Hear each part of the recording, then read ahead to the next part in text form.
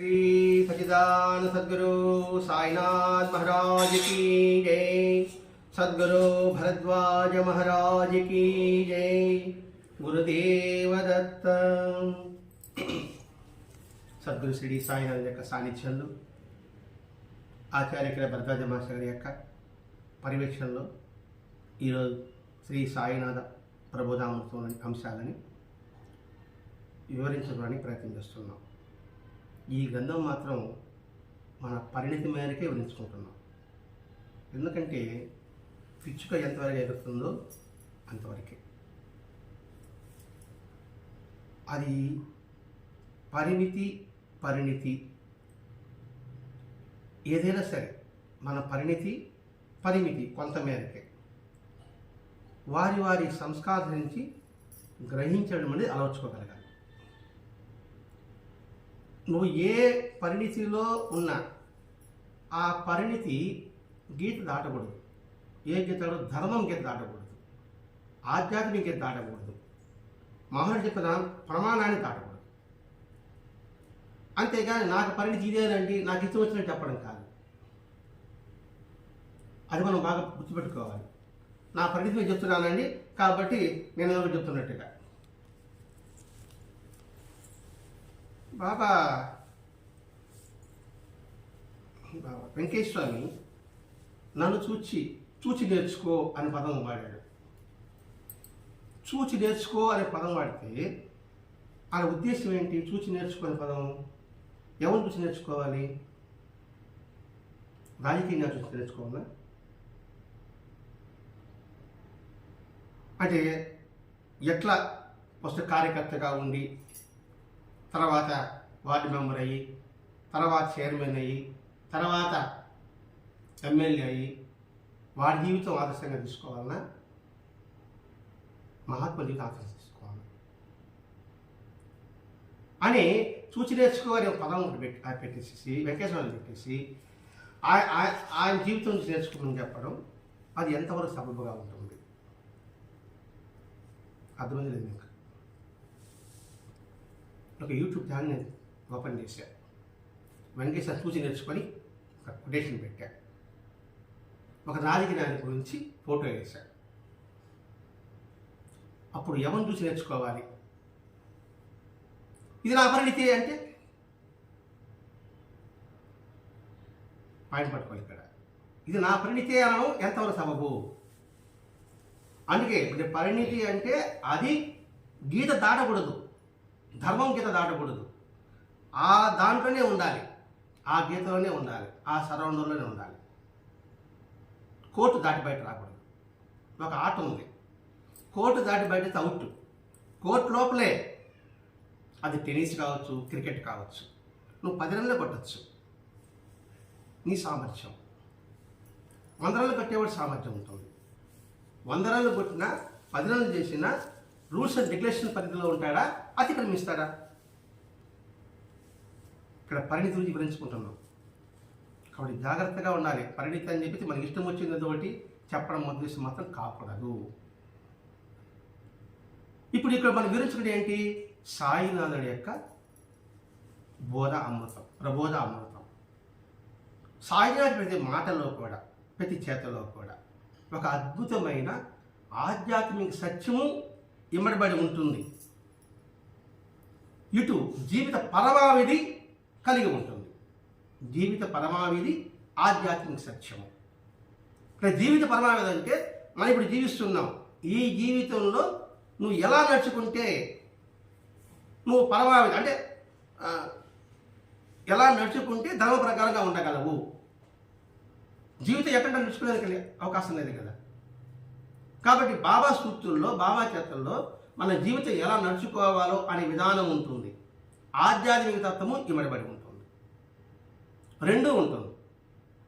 అందుకని సాయినాథుడు నా చరిత్రను పారాయణ చేస్తే, గానం చేస్తే అని చెప్పాడు. అన్నప్పుడు పెద్దగా పారాయణ చేస్తే వారికి అమూల్యమైన జ్ఞాన ధనం లభించగలదని హేమాత్మని చెప్పాడు. హేమాత్మంత గ్రంథాలను పరీక్ష అడిగినప్పుడు ఆయన చెప్పిన మాట అది. మననం చేసిన వారికి అమూల్యమైన జ్ఞాన సంపద కలుగుతుంది. రాస్తే చాలదు, చదివితే చాలదు. మననం చేసిన వారికి ఆధ్యాత్మిక జ్ఞానధనం లభిస్తుంది. ఇక్కడ ఆధ్యాత్మికమైన సంస్కరణ ఉంటుంది. ఆ సంస్కరణకి మూలం మననం. అందుకే శ్రవణ మన నిధిధ్యాస చెప్పారు. వినాలి, మననం చేయాలి, దాని మీద ధ్యాస ఉంచుకోగలగాలి. అటువంటి వాడికి మాత్రమే జ్ఞానం వస్తుంది హామీ ఇచ్చాడు. అంటే ఇక్కడ మరి ఏంటిది, బాబా లీలలు చేసింది లౌకికంగా ఉపయోగించుకున్నామా, లేక పారమార్థికంగా కూడా దాన్ని సద్వినియోగం చేసుకుంటామా? ఇప్పుడు బాబా లీలలు చేసింది భక్తులు రక్షించడం వరకే పరిమితమా? లేదు, ఆ రక్షించడంలోని అంతరార్థాన్ని తెలిసి వాడిని ఉన్నత స్థితికి తీసుకురావడగలరమ్మా? బాబా లీలలు చేసి అంటున్నాం, మహిమలు కాదు, లీలలు చేసి అంటున్నాం. ఎందుకు ఆ లీల చేశాడు? ఆ లీల ద్వారా ఆయన ఏం చెప్పదలుచుకున్నాడు అది గ్రహించాలి మనం. బాబా ఒక లీల చేశాడు, దాని అంతరార్థం ఏమిటి? వాడిని కాపాడడం కోసమే చేయలేదు, అందులో అద్భుతమైన బోధ ఇమ్మడబడి ఉంటుంది. అంటే మనకి పరిపాలన లేని మనం ఏమనుకుంటాము, మన కష్టం నెరవేర్చి చాలని అనుకుంటున్నాం. మనం ఆ కష్టం నెరవేర్చేసిన తర్వాత ఇక్కడికి పరిమితి చాలనుకుంటున్నాం. ఆ కష్టం తొలగించడంలోని అంతరార్థం ఏమిటి? ఇట్లా ఆలోచిస్తుంటాడు మాస్టర్ గారు. నాకు అర్థం కాదు.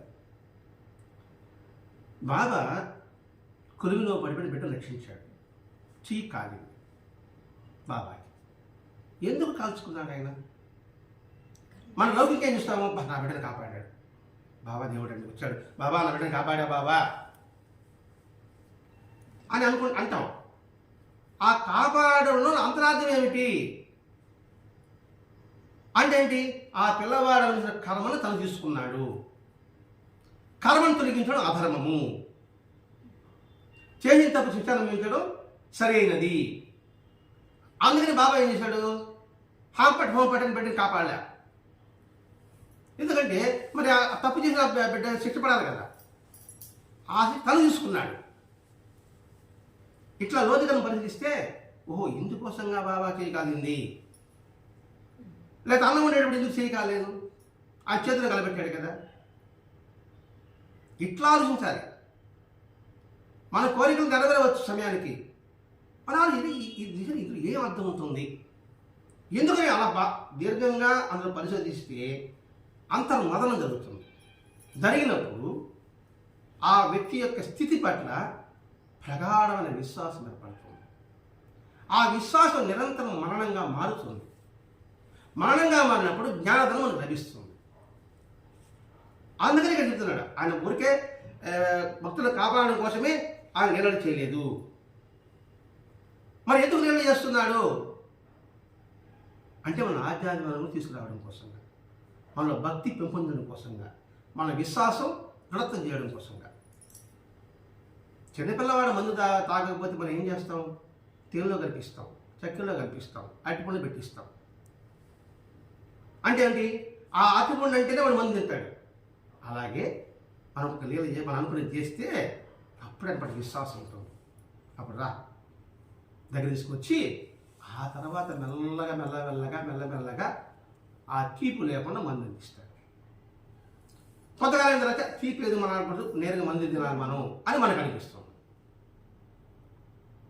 అది లీలా ప్రబోధము అని మాస్టర్ గారికి హెడ్లైన్ పెట్టాడంటే, ఆ లీల మనకి ఏమి బోధిస్తుంది? ప్రబోధము అంటే ఏమిటి? మేల్కొల్పుతుంది. హెచ్చరిక చేసి కాదు, మేల్కొల్పుతుంది. మనలో ఉన్నత తీసుకోవడానికి బాబా ఆ లీల మనకి ఉపయోగపడుతుంది అని ప్రతి క్షణం గుర్తుపెట్టుకోవాలి. అంటే ఆ లీలలో బాబా చేసిందో ఒక గాంభీర్యము, అద్భుతము, ఆధ్యాత్మము ఆయన బోధను కలిపి మనకి అందిస్తున్నాడు. ఏది ఒక లీల చేస్తే అందులో గాంభీర్యంగా ఉంటుంది, అద్భుతం ఉంటుంది, ఆధ్యాత్మికం ఉంటుంది. అది ఏ లీల అనుకుంటాం? ఏం లీల చెప్తాం? చాని పాటలు చెప్పుకుంటాం. చాంద్ పాటిల్ గుర్రం తప్పిపోయింది. వెతకతాడు, ఎక్కడా కనిపించదు. ఆ చెట్టు కింద ఒక ఫకీరు ఉంటాడు. ఆ ఫకీర్ దగ్గరికి వస్తాడు. వస్తానే నీ గుర్రం ఎక్కడికి పోయిందో అక్కడే ఉందిరా అంటాడు. నేను పోయి చూసి వచ్చాను కదా అంటాడు. నువ్వు చూసేసి రారా అంటాడు. చూసి వచ్చాడు, గుర్రం అక్కడే ఉంది. ఇది సంఘటన. దీంట్లో ఏం గంభీరం ఉంది, ఏమి అద్భుతం ఉంది, ఏమి ఆధ్యాత్మికం ఉంది, మనకి ఏమి కనబడదు. అంటే అద్భుతం అంటే కనబడదు. బా అలా చేశాడండి. గాంభీర్యం అంటే ఏమంటాడు, ఏ తొనకడు వెనకడు సాదా చెప్తా ఉంటాడు అనమాట. గంభీర వ్యక్తి ఒకటి ఉంటాడు, ఏం మాట్లాడు జరుగుతుంటాడు, అనుకున్న కామ్ అయిపోతాడు అంతే. అది బాబా తత్వం జరిగింది. ఆ తర్వాత ఏదో నేల మీద కొట్టాడు, నిప్పు వచ్చింది, నేల మీద కొట్టాడు, నీళ్ళు వచ్చింది, చిరుంది అయినాడు, ఆయనకి ఇచ్చినాడు. అబ్బా మహా అద్భుతం అన్నాడు. ఇది జరిగింది. మరి ఆధ్యాత్మికం ఏముంది అందులో? ఆ మూడు గుంటలు తెచ్చాడు మాస్టర్ గారు ఇక్కడ. మరి ఏముంది ఆధ్యాత్మికలో? గుర్రాన్ని మనసుతో కొలుస్తారు. మనసు చంచలం, మన మాట వినదు, వినకుండా తోయి చెలిపింది గుర్రం. మన మనసు కూడా అంతే. మనం చెప్పినట్టు వినదు. ఆయన చెప్పినట్టు ఇటు పోరా, అటు పోరా, అటు పోరా, ఇది పోవాలరా, ఏం చేయాలరా, నీకు ధర్మంగా ఉండాలరా, ఆధారంగా ఉండాలి, బాగుండాలి కదరా, గుంపులో పోయింది వచ్చి మన ఎందుకు నోటి తెరవడము, నోటి తెరవడం మన ఎందుకు చెడ్డవాళ్ళు అవడము చూడని తెలుసు. కానీ మా మాటానికే అనవు. ఇట్లా పోతా ఉంటుంది. గురువుని ఆశ్రయిస్తే మనసు చంచలం కాదు. అది ఆయన తిరిగి వచ్చాడు, నీ మనసు ఎక్కడ ఉందో అక్కడే ఉంది అన్నాడు. అది రోజుకు చూడు, నీళ్ళు నువ్వు చూసుకో నమ్మకం చెప్పినట్టుగా. అంటే చంచలమైన మనస్సు గురువు అనుగ్రహంతో చంచలం కాకుండా ఉంటుంది. అది గుర్రం దొరకడంలో అంతరార్థము. రెండు, నేల మీదే నీరు, నేల మీదే నిప్పు. అంటే పంచభూతాలు చదువులకు అధీనంలో ఉంటుంది. అంటే భూమిలో నుంచి అన్నీ వస్తాయి, ప్రతి ఒక్కటి నిరసత్వం చెప్తున్నాం. నీరు అదనంలో వస్తాయి, నిప్పు అదనం అంటే వస్తుంది. ఇది సత్యము, ఇది ఆధ్యాత్మిక తత్వము, అందులో ఇవ్వబడి ఉంది. మరి ఎందుకు ఈ మూడు చెప్పాడు? కానీ ఆ చాంద్ పాటిల్కి ఇవేమి అద్భుతం కనబడలేదు, ఆధ్యాత్మికం కనబడలేదు, గాంభీర్యం కనబడలేదు, అద్భుతం మాత్రం కనిపించింది. ఆధ్యాత్మికం కనబడి ఉంటే అప్పుడు శిష్యుడు అయిపోయింటాడు. అద్భుతం కనబడింది కాబట్టి అబ్బా ఇంగ్లీష్ మనవు తీసుకుని పోతే చాలామంది కూడా ఇదే నుంచి కోరికలు నెరవేర్చుకుంటారు అనే భావనే ఉండింది. అందుకోసం ఇంకా పెళ్లికి రండి స్వామి అనేది ఎక్కి కూర్చున్నాడు. మనం కూడా అదే అద్భుతమే చూస్తున్నాం. అది ఆధ్యాత్మికతని దర్శించడం లేదు. అందుకనే మాస్టర్ గారు ఈ గ్రంథం అందించాడు. ఆధ్యాత్మికత దర్శిస్తే అది అత్యంత ఫలితం ఇస్తుంది. అదే పెద్ద గొప్ప జ్ఞాన సంపద. అంటే ఇవన్నీ బాబా యొక్క లీలల్లోని అంతరార్థంతో కూడా ప్రతి ఒక్కరిని సంస్కరింపబడే విధంగానే ఉంటుంది. ఆయన అడిగింది తీసుకోవడం కాదు, ఆ ఇవ్వడంలో అంతరార్థం ఒకటి ఉంటుంది. ఇందుకోసం నీకు ఇస్తున్నా, ఈ భావంతో ఇస్తున్నా, ఈ భావం దాన్ని గ్రహించాలి. ఇప్పుడు నేను సతంగా చెప్పుకున్నాను, ప్రసాదాన్ని ఎందుకు కళ్ళకద్దుకుంటారని. అదేంటి బాహ్యంగా కళ్ళకద్దుకోవడం కాదు, లోపల మనోనేత్రంతో, సహృదయంతో, స్పందనతో ఇది ఆయన ప్రసాదము, ఏది ఆయన ప్రసాదం అనే భావంతో బాహ్యమని ఇలా చేస్తున్నాను అంతే. ఇప్పుడు మనం సోదర పూజ చేస్తున్నాము, మరి అన్నీ సమర్పిస్తున్నామా, మానసికంగా చేస్తున్నామా? సింహాసనం ఇస్తున్నామా ఏమన్నా? పట్టుపేతాబలు అంటున్నాం, పట్టుపేతాబలు ఇస్తున్నామా ఏమన్నా? మానసికం కదా. కళ్ళకద్దుకొని కూడా మానసికం. అంటే నా హృదయంలోంచి నీ పట్టుపసలు ఇస్తున్నాను అనే భావంతో కాకుండా ఇంకా చేస్తున్నాం, కొట్టేస్తున్నాం, వస్త్రం ఎక్కువ సమర్పయామి అంటున్నాం. ఆ పూజ బాహ్యం చేయడమే కళ్ళకద్దుకోవడం. ఇప్పుడు అర్థమైంది లేదు. అది ఇక్కడ బాబా ఏం చేస్తున్నాడు, బాహ్యంగా అంతర్ముఖంగా దర్శిస్తూ ఉండు. ఒకడు వచ్చాడు పెద్ద గర్వం భక్తుడు, నాలుగు పోటీగాడు. మీరు వచ్చే బాబాని అడిగారు కోరికలతో, కోరికలతో కోరకూడదు బాబా దగ్గర, అట్లా తీసుకొని అసహ్యంగా మోక్షం కావాలని కోరుకో, ముక్తి కావాలని కోరుకో, జ్ఞానం కావాలని కోరుకో, ధ్యానం కుదాలని కోరుకో అని చెప్పాను నేను. అంటే నేను పెద్ద పుడింగి, నా పెద్ద వివేకవంతుడు భావం నేను. అటువంటి వాడు గర్విస్తున్నవాడు అలా చెప్పేటప్పటికి బాబా ఏమన్నాడు, నీ వల్ల చెప్పద్దు, అందరూ ఆ విధంగానే వస్తారు. వారి కోరిక తీరిన తర్వాత కృతజ్ఞతతో నా చేత బంధింపబడతారు. ఆ తర్వాత కోరికలను వీడి నన్ను ఆత్మోన్నతి కోసంగా అనుసరణ నేర్చుకుంటారు. ఎందుకు కలగ చేసుకోవద్దన్నాడు? నేను ఆ మాట చెప్పా, రే ముక్తి కోసం జ్ఞానం కోరుకోండి, ముందు నేను ఎలా వచ్చి ఉంటాను, నేను ఎలా వచ్చి ఉంటాను, జ్ఞానం వచ్చి ఉంటాను, నేనే ఉన్నా. 2-4 ముక్కలు వేసుకునేటప్పటికీ అది వేదావినా. ఇప్పుడు ఇద్దరికి ఉపయోగపడుతుంది. ఇక్కడ నా గర్వం అడిగింది, ఇక్కడ ఆ ఇచ్చిన వాడికి మనస్తాపం లేకుండా ఉండగలిగాడు. ఈ మాట బాబా సార్ చెప్తాడు, నా వద్దకు ఎవరు వారంతటా వారు రారు. ఏదో ఒక దిశ కల్పించే వాళ్ళకి నా దగ్గర రప్పించుకుంటా. ఇది ఎవరికి సంబంధించింది? వీడికి కూడా సంబంధమే. నాకేదో కష్టమో నష్టమో దగ్గో తుమ్మో వస్తే బరిగిస్తుంది వీడికి, అది రప్పిస్తే నువ్వు నాకు దగ్గర రావు. అందుకని భగవంతుడు మనకి కష్టం కలిగించడము, ఆసాగరైనా వీటికి వస్తారు కదా.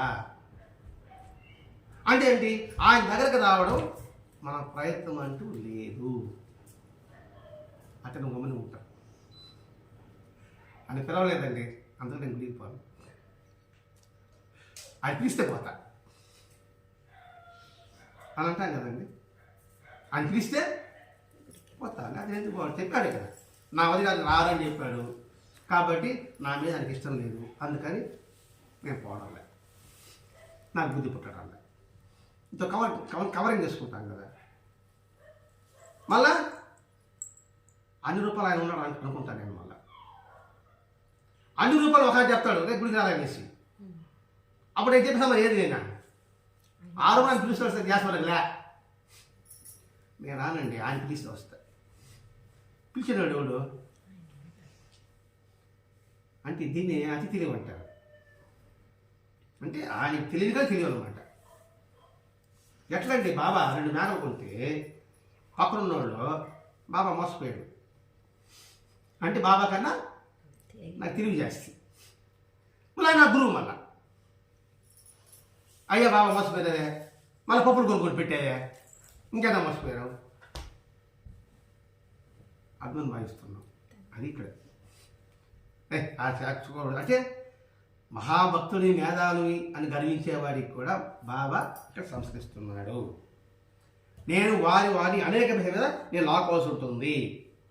ఈ వివేకాన్ని మనకు బోధిస్తున్నాడు, హెచ్చరిక చేస్తున్నాడు. ఇట్లా ఒక్కొక్క నెలకే మనకి 30 నిమిషాలు కాదు, గంట కూడా చాలదు. అందులో ఎంతటి అర్థం ఉంది. అలా తెలుసుకోగలిగితే పారాయణ సఫలమవుతుంది. భక్తులకు లౌకికమైన సహకారం అందించడమే బాబాలో సారాంశం కాదు. అంటే లౌకికంగా వాళ్ళ కోరికలు తీర్చడమే ఆయన సారాంశం కాదు. ఇది మనం బాగా గుర్తించాలి. బాబా వచ్చింది మన కోరికలు తీర్చడం కోసం కాదు, అలా తీరుస్తూ దానిలోని ఆధ్యాత్మికతను అందించడం కోసమే. మందు చేదుగా ఉంటే మన అరటిపండులో పెట్టి పిల్లలకి ఇచ్చినట్టుగా, అలా అయితే కానీ ఆ పిల్లవాడు మందు మింగడు. అందుకోసమే బాబా ఇటువంటి లీల చేసేది.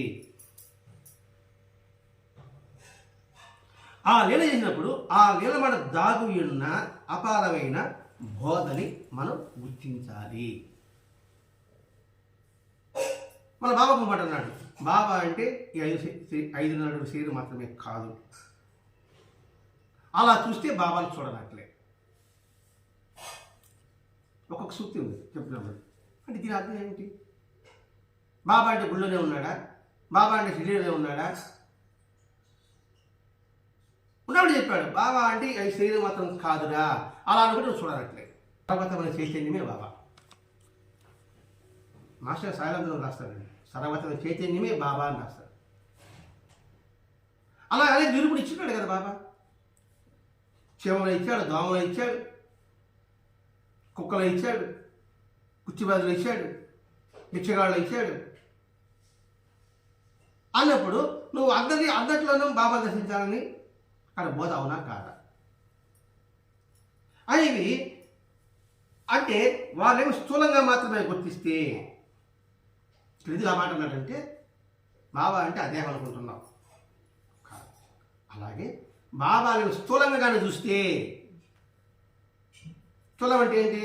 బాబా నాకు ఇలా చేశాడు, నేను అనుకుని చేశాడు, బాబా గొప్పవాడు అంతవరకే చూస్తే వాళ్ళు చరిత్ర పారాయణ చేయని వారి కిందనే లెక్క.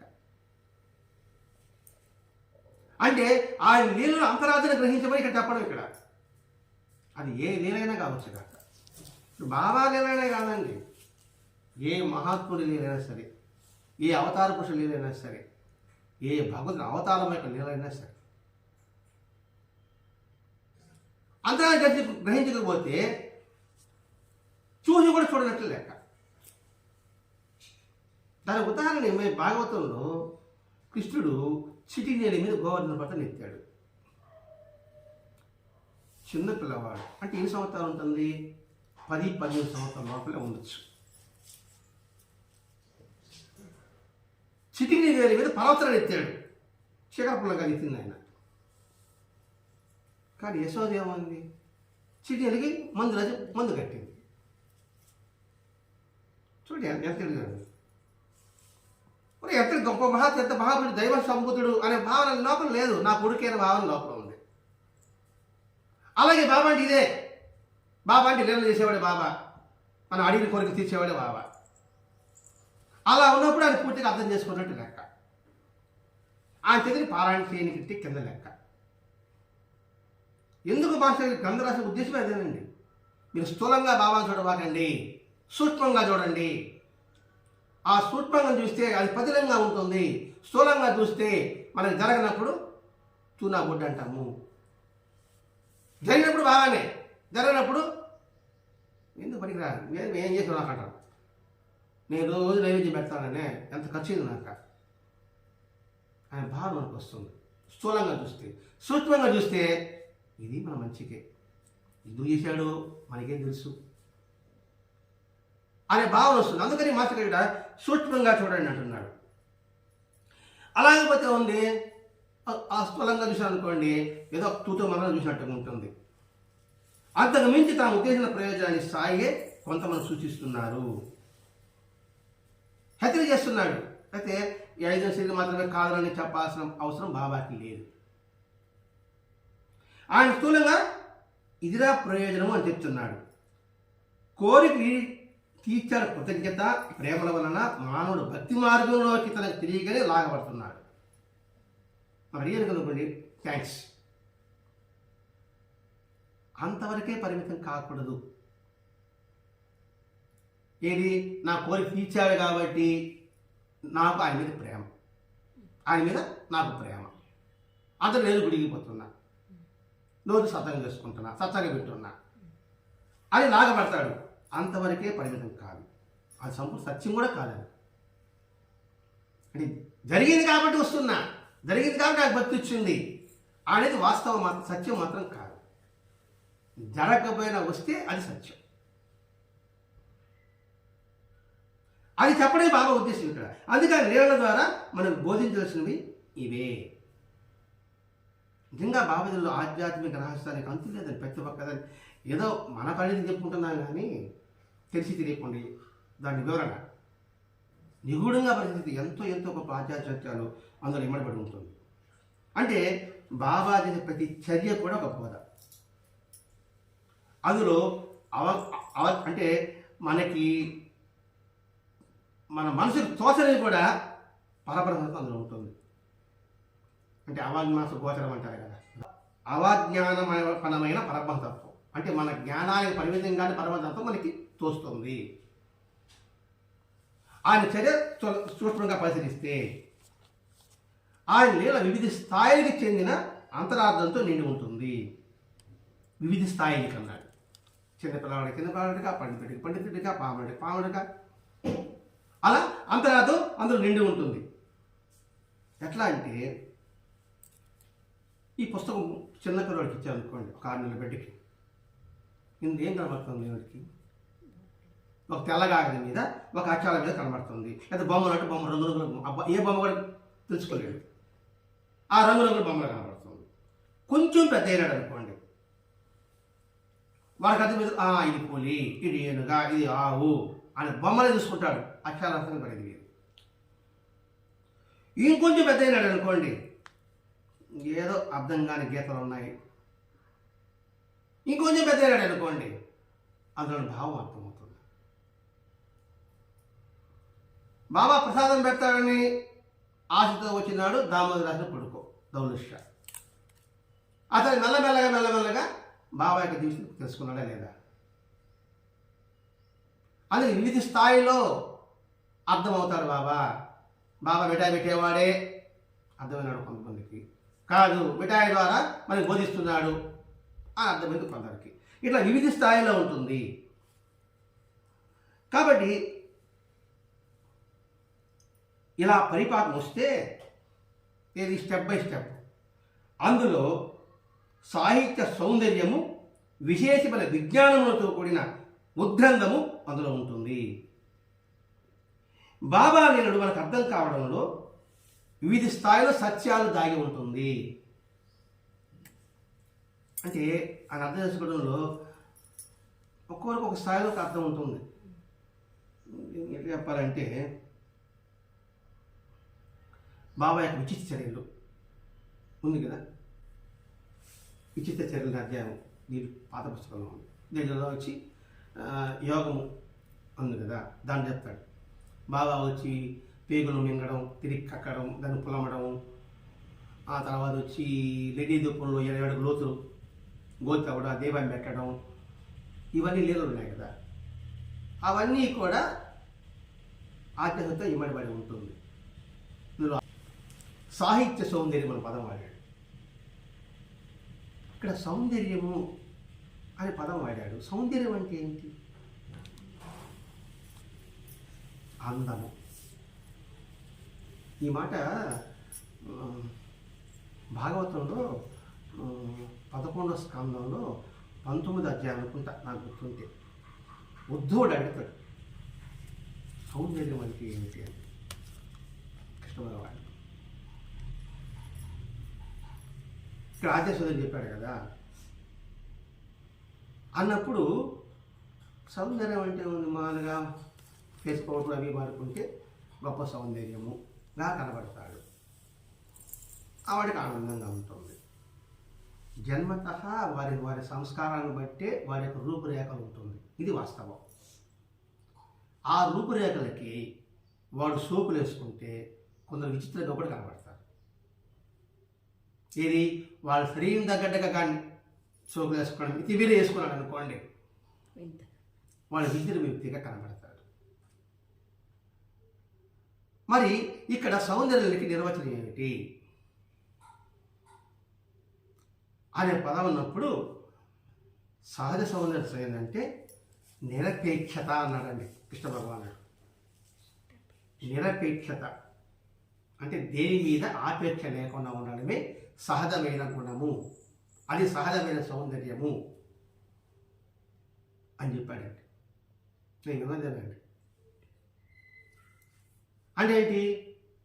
ఇష్టము అయిష్టము ఉండదు, అందము అందం లేకుండా ఉండదు. ఒకరికి అందం మీకు, అది నాకు అందం కాదు, నాకు అందమైంది మీకు అందం కాదు. అంటే వ్యక్తి వస్తువు పదార్థాన్ని కట్టుబడిన వాడు, అటువంటిది నిజమైన సౌందర్యము. దాని నిరపేక్షత అనుభూతి అది దొరుకుతుందండి బాబా సూక్తులు. అప్పుడు బాబా ఉన్నాడు, లీలా ఉండదు, ఆనందం మాత్రం ఉంటుంది. అది సహజ సౌందర్యం. అందుకే అందమే ఆనందం, ఆ ఆనందమే జీవిత మకరందం అని పాట పాడారు. అప్పుడేమన్నా చంద్రగారు స్వామి, అందం ఆనందం కాదు, ఆనందంగా ఉండేది అందం. అది సహజ సౌందర్యం. ఇంక పదం ఒకటి వాడారు, సాహిత్య సౌందర్యము అందులో ఉంటుంది, ఇమడబడి ఉంటుంది అని మాస్టర్ సౌందర్య పదం వాడేదాని కోసంగా ఈ విన్నది చెప్పాల్సి వస్తాము. భాగవతంలో ఉద్ధవుడు చేసిన ప్రశ్నకి కృష్ణుడు చెప్పిన సమాధానం కొద్దిగా 2-3 మాట గుర్తు చెప్పారు అంతే. ఇంకా వివరం చెప్పాలంటే ఇంకోసారి చూద్దాం దాని సంగతి. అది బాగా వస్తే గుర్తు రావాలి కదా. అటువంటివి బాబా సూక్తుల్లో ఎమడబడి ఉంటుంది. ఒక పేద బ్రాహ్మణుడికి వచ్చాడు, నాకు ఆది సహాయం కావాలని అన్నాడు. బాబాయ్ ఒక పొట్టలో కట్టి ఒక మూట ఇచ్చాడు, ఇప్పి చూడుకొని ఇంటికి తీసుకోరా అన్నాడు. దానిలో ఇప్పి చూశాడు, ఏంటంటే మాంసం మొక్క ఇచ్చాడని చెప్పి పారేశాడు. పారేసేపడి మళ్ళీ గుడ్డ కూడా మడి ఆదిపడి పులుపుకున్నాడు. ఈ గుడ్డ కూడా చెడిపోయింది అనే సంగతి. చివరికి ఒక చిన్న పోగు దొరికింది. అంటే బంగారం చేతికొచ్చిన నిరుపేదగానే అతడు వెళ్ళిపోవాల్సి వచ్చింది. అంటే సాయి బోధనని వెరలేని సంపద మనకు దొరికిన శ్రద్ధాభక్తులు కానీ మన కొరవైతే నిర్భాగ్యులుగానే ఇక్కడి నుంచి మనం నిష్క్రమిస్తాము. ఎక్కడి నుంచి? ఈ జీవితం నుంచి. ఒక్కొక్క నెల హత్య చేసుకోవాలి. బాబా ఇచ్చినప్పటికి కూడా వాడదని పోగొట్టుకున్నాడు. కారణం శ్రద్ధ లోపించడం. పదం అన్నాడు, శ్రద్ధాభక్తులు కొరవైతే. శ్రద్ధాభక్తులు 2 కొరవైతే మనం కోల్పోతున్నాం, వచ్చిన అవకాశం జారబెట్టుకుంటున్నాం. అన్నిటికీ అన్వించుకోవాలి, పారాయణకి అన్వించుకోవాలి, సత్సంగానికి అన్వించుకోవాలి, భజనకి అన్వించుకోవాలి, అలాగే మన కుటుంబానికి అన్వించుకోవాలి, మన జీవితానికి అన్వించుకోవాలి, సమాజానికి అన్వించుకోవాలి. వీటన్నిటి బట్టి శ్రద్ధాభక్తిగా లేకపోతే వచ్చిన అవకాశం నువ్వు చేదాచుకుంటావు అని హెచ్చరిక ఆ బ్రాహ్మణుడి విషయంలో మనకి తెలియజేస్తున్నారు. అలాగే ఇంకొకటి, సిద్ధిపోయిన మసీదు నాకు బాగు చేయాలనేసి, సిద్ధిపోయిన మసీదు బాగు చేయాలనేసి ఒకటి సహాయం పడతాడు. వాళ్ళు ఎక్కడికి తాగుతావు, ఆ మసీదు నీకు డబ్బులు ఇస్తుంది, ఆ మసీదు కింద ఒక 4 అడుగులు తవ్వురా, నీకు డబ్బు దొరుకుతుంది బాగా చెప్పాడు. ఇక్కడ శిథిలమైన మసీదు ఆధ్యాత్మిక తత్వాన్ని విస్మరించిన ఆ సాధువు యొక్క స్థూల మత దృష్టి. దాన్ని పునరుద్ధరించడానికి అంటే ఉరులిచ్చే, అంటే బయటవాడిచ్చే లౌకికతను పనికిరాదు. నీకు అక్కడే ఉంది, అక్కడే నీకు దొరుకుతుంది. అనుగ్రహమైన సాయినాథ ఆదేశం చాలు. విశ్వాసంతో అతడు అనుసరించినప్పుడు స్థూల మత ధర్మాలు అడుగున గుప్తంగా ఉండే ఆధ్యాత్మిక తత్వమే నీకు నిధి దొరుకుతుంది. దానితో అతని జీవితమే కాక ఎందరి జీవితంలో పునరుద్ధరింపబడతాయి. ఇది మాస్టర్ చెప్పాడు. మసీదు నేను బాగు చేయాలి, నాకు డబ్బు కావాలి. డబ్బు ఆడేది కూడా అక్కడ పోయి దొరికినా అది దొరుకుతుంది. ఇది బాబా చెప్పాడు. పోయినాడు దొరికింది డబ్బులు, అది అక్కడ నేల. దాన్ని ఏంటి? మసీదు గుడిని బాగు చేయాలనుకున్నావు, గుడి బాగు చేస్తే ఎవరికి ఉపయోగము? సమాజానికి ఉపయోగపడము. దానికి కావాల్సిన డబ్బు ఇతరుల నుంచి నువ్వు కోరవద్దు. భగవత్ ప్రసాదాన్ని వచ్చి నువ్వు స్వీకరించు. రెండవది, అక్కడే ఆధ్యాత్మిక నీకు లభిస్తుంది. అక్కడే నువ్వు పారాయణించి, అక్కడే నువ్వు సత్సంగం చేయి. అక్కడ శక్తికి మేల్కొంటుంది. ఇట్లాంటి భావం ఏమి ఉండొచ్చేమో. సరిపోతుందా? సరిపోదా? ఎందుకంటే అక్కడే తోముంటున్నాడు. ఇక్కడ అక్కడ వెళితే ఆయన అనుగ్రహం ఆశీస్సులు నీకు దొరుకుతుంది. అందుకే మహర్షి గారు పాడుపడిన దేవాలయం సత్సంగం చేయమంటాడు, దేవ పెట్టిన దేవాలయం సత్సంగం చేయమంటాడు. అలా అనుసరించినప్పుడు, వాళ్ళ మాట అనుసరించినప్పుడు స్థూల మతధర్మాల అడుగున గుప్తంగా ఉన్న ఆధ్యాత్మికత్వం నిధి నీకు దొరుకుతుంది. స్థూలంగా మతము, జాతి, కులము అనుకుంటున్నావు. వాటిని లోతుగా పరిశీలించు. నా మతం అన్నాను, నా జాతి అన్నాను. ఈ జాతి, ఈ దేహము ఎక్కడి నుంచి వచ్చింది? నేను ఒక మతంలో ఉన్నా, పుట్టుకతో అక్కడ ఉన్నా. ఆ పుట్టుకు రావడానికి కారణం ఏమిటి? పంచిపోతానే కదా. అది తెలుసుకున్నప్పుడు నేను నాదొక మతము, నీదొక మతం అనే భావన ఎలా వస్తుంది? కాబట్టి అందులో లోతుగా తవ్వు, నీకు నిధి దొరుకుతుంది. జరిగినప్పుడు అతని జీవితమే కాదు, అందరి జీవితాలు బాగుపడతాయి అని పద్ధతి వస్తాయి ఇక్కడ. అతని జీవితమే, అందరి జీవితాలు బాగుపడతాయి. అతని ఆదర్శంగా అందరు తీసుకుంటారు. కాబట్టి ఆడికేడికి ఏదో ఉపయోగిస్తాం. లోతుగా నువ్వు పరిశీలించే దీని అంతా అంటే మన సమ్మేళనం అనే కార్యక్రమమే. ఎక్కడ ఉందో అక్కడే చూడమన్నాడు. ఎక్కడ నుంచి అక్కడే సత్సంగం చూసుకున్నాము. ఆ సత్సంగాల ప్రభావమే సమ్మేళనం నిర్విఘ్నంగా జరిగింది. దీన్ని ఆదర్శంగా తీసుకొని 10 మందికి కూడా ఆవిర్భావానికి ప్రయత్నం అవుతుందా కాదా?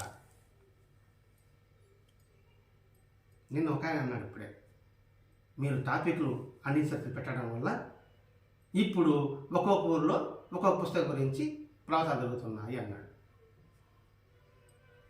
ఎక్కడైతే ప్రారంభమైంది నూతనంగా సమ్మేళన కార్యక్రమము అంటే ఇక్కడ గొప్ప తక్కువని కాదని, ఇక్కడ భాష్య గారు మన చేత ఎలా చేయించాడంటే బాబా ఎలా చెప్పాడో అలా చేపిస్తున్నాడు అంతే. అందువల్ల ఇక్కడే చదువుకున్నాము, ఇక్కడే సత్సంగం చేసుకున్నాము. చేసుకునేటప్పటికీ ఈ సత్సంగము, ఈ సత్సంగ సభ రూపంలో గొప్ప ఆధ్యాత్మిక జ్ఞానం లభించింది. ఎవరు చెప్పకూడనే అందులో ప్రేరణతో ఎవరికి వారు ఆ కార్యక్రమాన్ని నిర్విఘ్నంగా చేసుకున్నాం. అదే ఇతడు అలా అనుసరించినప్పుడు గుప్తంగా ఆధ్యాత్మికం దొరుకుతుంది. అతని జీవితమే కాకుండా ఇతర జీవితాలను కూడా బాగుపడతాయి. ఇంతటి భావం ఆ వ్యక్తి ఆ మసీదు పునరుద్ధరణలో ఒకటి ఉంది. బాబా మసీదులో ఉన్నప్పుడు ఒకడు వచ్చాడు. బాబా కొండలు బోలిస్తున్నాడు. బాబా కొండలు బోలించి దాని నీళ్ళు వస్తున్నాడు. ఏమిటి నీ కూడా అర్థం? ఎందుకు అలా పోస్తున్నాడు? బాబా పిచ్చివాడు, పిచ్చేస్తాడు, అప్పుడు చేస్తూ ఉంటాడు కాబట్టి ఇది కూడా ఒక పిచ్చేస్తాడు. అప్పుడు బాబా అడిగితే బాబా ఏమన్నాడు? నా దగ్గర వచ్చే కొండలన్నీ ఇలాగే బోలించి వస్తున్నాయి. మరి ఇది ఆధ్యాత్మికత లేదంటారా? బోలించిన కొండలో ఏం పోస్తాం మనం?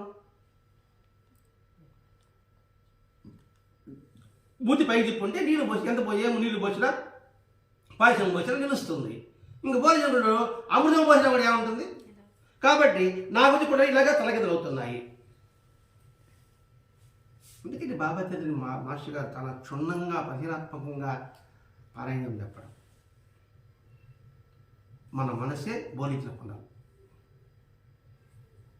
మరి బోధించిన కొండల్లో మహాప్రసాదానికి వెళ్ళేప్పుడు మాత్రం ఆ ఎంత చెప్పిన మన బురకాడ ఎక్కడుతుంది, లోపలికాడ ప్రవేశిస్తుంది. గ్లాసు నువ్వు తిప్పి చిత్తుకోబోతుంది, ఇంకేం జరుగుతుంది మనకి? నీ మనసుని అవిశ్వాసం అడిగి కూర్చుంటివి.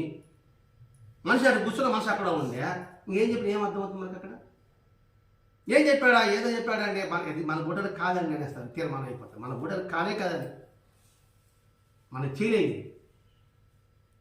అని ఒక తాకిది చేస్తాం, అయిపోయింది. మరి బాబా ఎందుకు అన్నాడు? నీ మనసు బోధించకుండా ఆయన కాబట్టి కొండలు సరి చేసుకో. కొండలు సరి చేసుకుంటే ఆయన ఒక బోధ నీకు అవగతం అవుతుంది, లేకపోతే అవగతం కాదు. మరి ఆ నీళ్ళ ద్వారా మనం ఇప్పుడు ఈ భావాన్ని మనం ఉంచుకున్నామా? ఈ ప్రబోధాలు చదవక ముందు ఏదో వాడు వచ్చాడు, కొండ పోయించాడు, ఏదో చెప్పాడు, ఏదో అయిపోయింది, ఒక పేజీ అయిపోయింది, తిరిగి ఏదో పూర్తి అయిపోయింది అబ్బా అనుకుంటాం. అందులోకి బయట అవుతున్నాడు మాస్టర్ గారు. ఇక్కడ బాబా ఏ విధంగా అయితే ఆధ్యాత్మికాన్ని మనకు అందించాలని ప్రయత్నం చేశాడో, భరద్వాజ మాస్టర్ కూడా అందుకే అట్లా ప్రయత్నం చేశాడంట. అందుకే ఆయన కృషి వెనుక ఆయన భావం ఏమిటో తెలుసుకోలేకపోతున్నాం. ఎందుకు ఆయన కృషి చేశాడు? ఆయన పేరు కోసమా అని అనుకుంటున్నాం మనం. అంతే. అందుకు బాగా చేయమంటున్నాడు ఆయన పుస్తకాలు అమ్ముకోవడం కోసం అని ఎంతమంది అన్నారు? అందుకని పారాయణ అంటున్నాడు, ఆయన పుస్తకాలు అమ్ముకోవడం కోసం కానీ ఆయన ఉన్నప్పుడు. కాబట్టి నువ్వు సూక్ష్మంగా పరిశీలించడానికి నువ్వు ప్రయత్నించి ఒక భక్తుడికి ఇచ్చి 5 రూపాయలు ఇచ్చి వీడు దొంగిలిసాడు, జాగ్రత్తగా పెట్టుకున్నాడు. కరెక్ట్గా 5 రూపాయలు దొంగతాం సంతకి బాబా హెచ్చరిక చేశాడు, దీన్ని దాచిపెట్టుకోరా అన్నాడు. మన శ్రద్ధ ఉండబోలే, ముసి చేశాడు కదా, అంటే 5 దగ్గర పడుతుంది తెలుసు బాబాకి, నీకు హెచ్చరిక చేశాడు. కానీ నువ్వు అప్రమత్తంగా ఉండడం వల్ల అది కాస్త పోయింది. ఇప్పుడు ఆయన దర్శించిన తర్వాత ఆయన సర్వగతుడి భావంతో నువ్వు లేకుండా పోయావు. ఇక్కడ ఏం చేయాలి? ఈ 5 ఏం చేయాలి? పంచ జ్ఞానేంద్రియాలని అని పట్టుకోవాలి. ఇక్కడ ఈ 5 రూపాయలని జాగ్రత్తగా పట్టుకో, ఇది దొంగిలింపబడుతుంది. ఇది పంచ జ్ఞానేంద్రియాలని జాగ్రత్తగా ఉంచుకో, లేకపోతే ఇవి 5 జ్ఞానాన్ని దొంగిలి చేస్తారు. అంటే కళ్ళు దొరుకుకోబోతా, చెవి దొరుకుకోబోతారు కాదండి. బయట లౌకికమన్నా కూడా నేను డైవర్షన్ చేసి లాగేస్తాను అని హెచ్చరిక. పంచజ్ఞానేంద్రియాలని జాగ్రత్తగా పెట్టుకో, ఎరుగుతో ఉండు. నేను చెప్పానమే, ఎరుగుతో మాట్లాడు, ఎరుగుతో చూడు, ఎరుగుతో విను, ఎరుగుతో స్పర్శ, ఎరుగుతో వాసన, ఏదైనా ప్రతి ఒక్కటే అండి. ఏదంటే వాళ్ళని వాసన పిలుస్తాం మనం, జాగ్రత్త పడతాం కదా, అది హెచ్చరిక బాబా.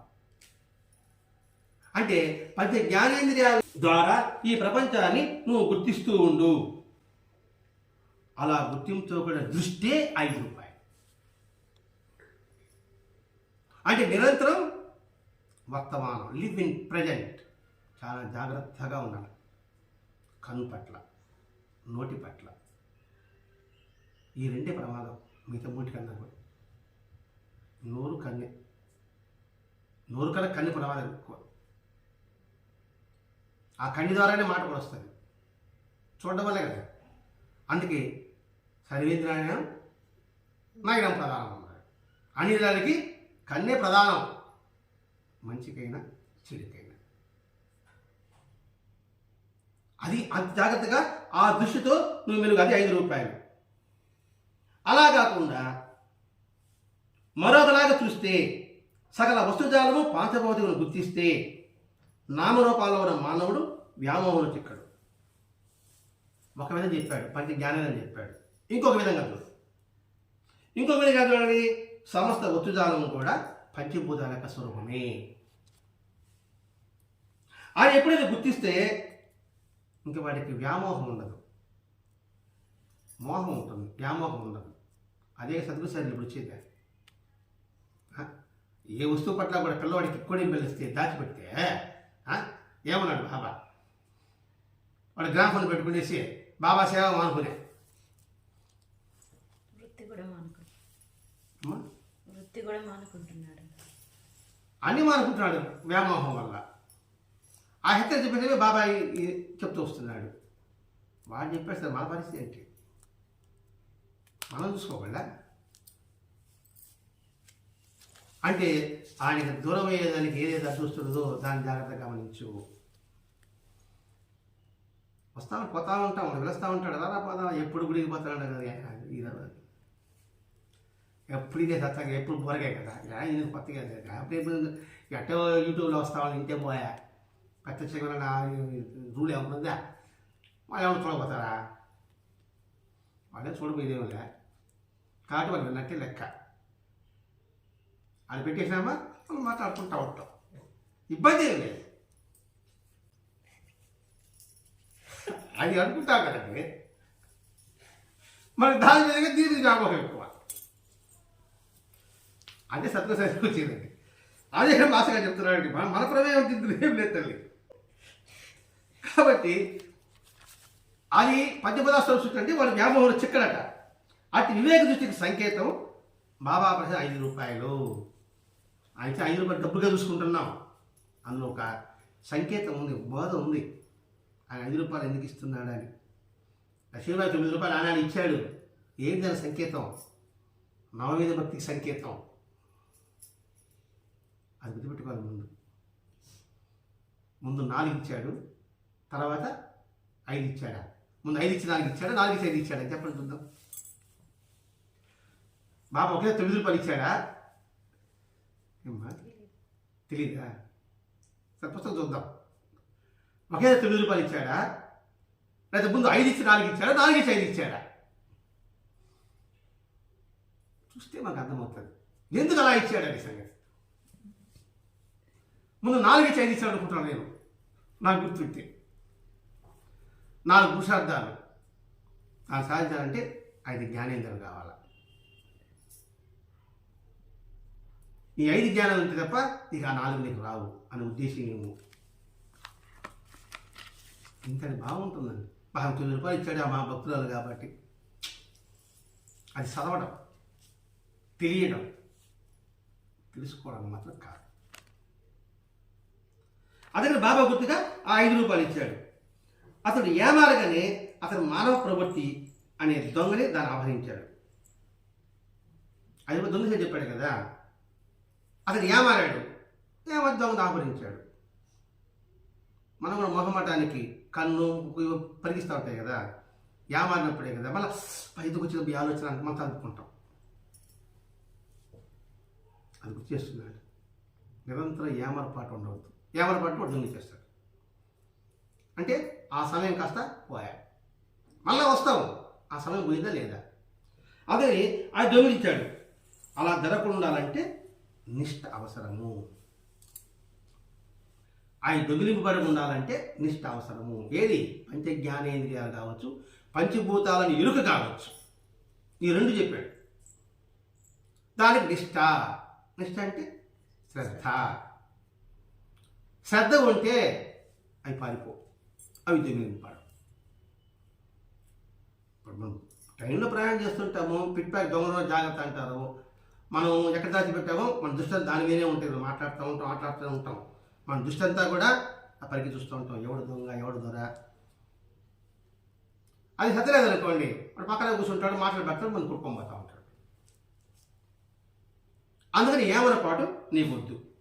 అందుకే దానిని నిలుపుకోమని మాస్టర్ గారు సాయినాథుడు సాయి శరణానందుడికి, సాయి శరణానందుడు వామనరావు పాటిల్ అని పేరు, ఏమంటాడు? దక్ష దక్ష దక్ష అని పదం వాడతాడు. అంటే శ్రద్ధ శ్రద్ధ శ్రద్ధని హెచ్చరిస్తారు.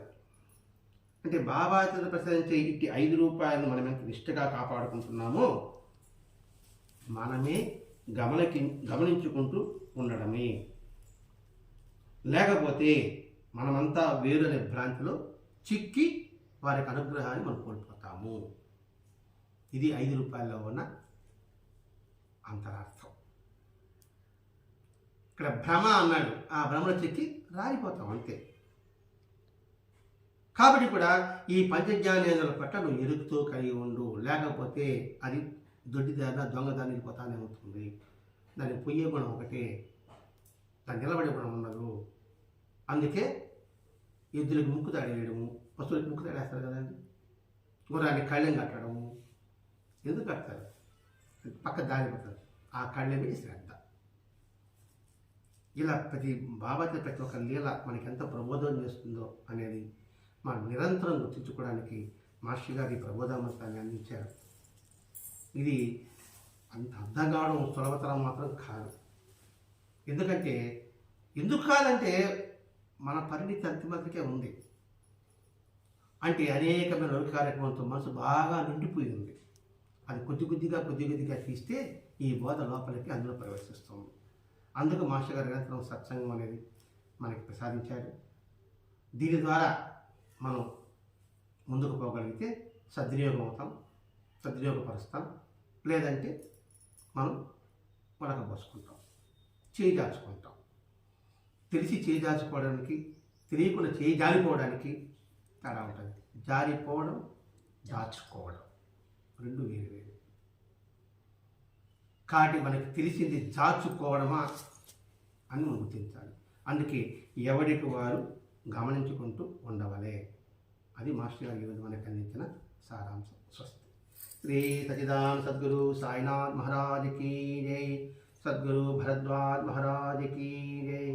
गुरुदेव दत्त।